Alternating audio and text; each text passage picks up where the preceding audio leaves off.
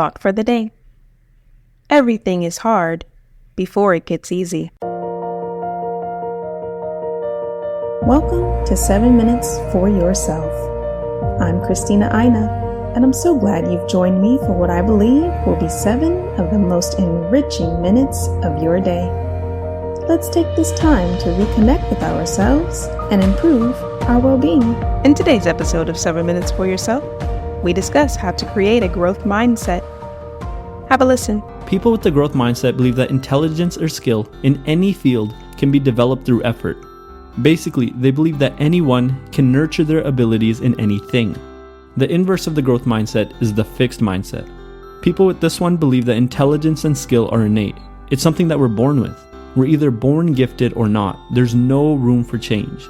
Basically, they believe intelligence is fixed from birth.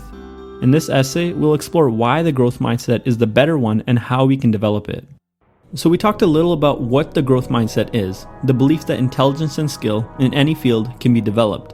But let's also talk about what it's not. It's not magic. It won't help you get everything that you want out of life, and it won't make you the next Elon Musk or Steve Jobs. However, it is a very powerful lens with which to see the world, and it can improve the probability of your success.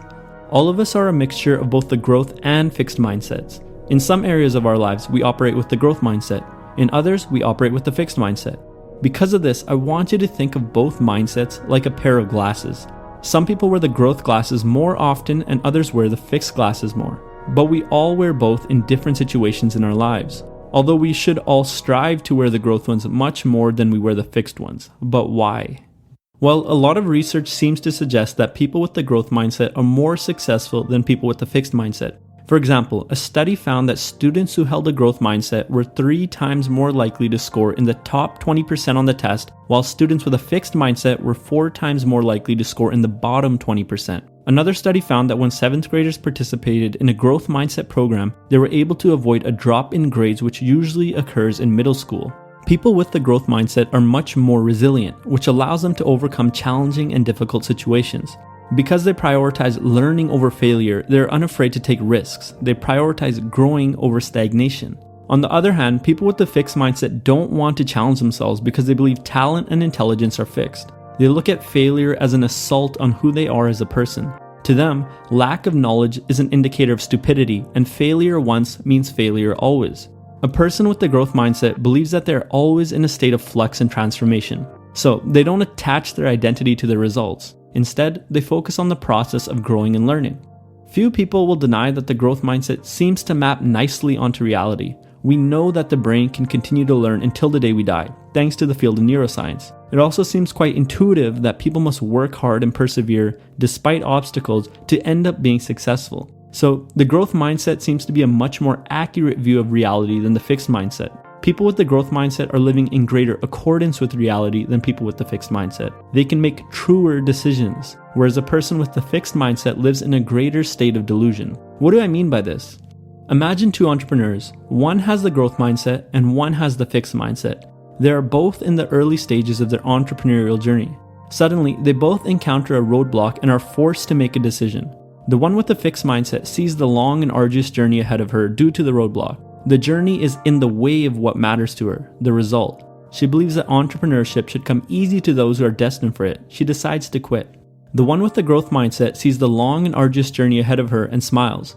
The journey is the way for her. The journey is what matters. Taking the role of a student, she accepts the long and arduous path as her teacher.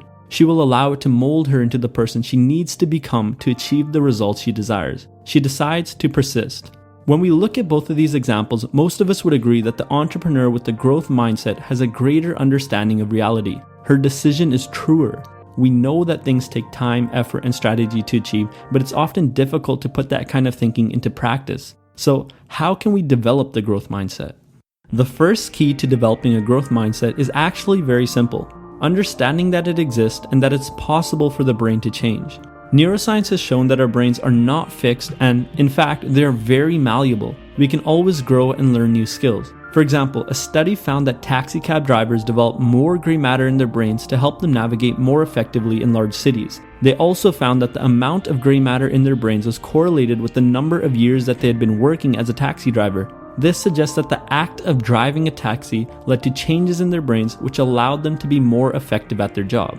The second key is to focus on process over results. Dweck has said that we should praise others for their efforts and their process rather than praising them for their results. For example, it's better to say, "You studied very effectively for that test and your hard work really paid off," rather than, "You're so smart, you got an A."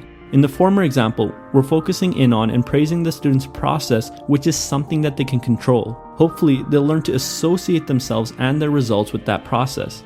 However, in the latter example, we praise the student for a result, which is ultimately out of their control. Unfortunately, this student will likely begin to associate themselves with the result. I think it's really important to emphasize that it's not easy to pass a growth mindset on to others. It's not as simple as telling someone that they're a hard worker and that they just need to put in the effort. They need to internalize that they can change their results by changing their process. So they need to know how to effectively create a process, alter it, and produce results from that process. That concludes today's episode of 7 Minutes for Yourself. Please take a moment to rate and review the show on Apple Podcasts. Today and every day with your kiddo is a gift. Enjoy it. Thanks for tuning in.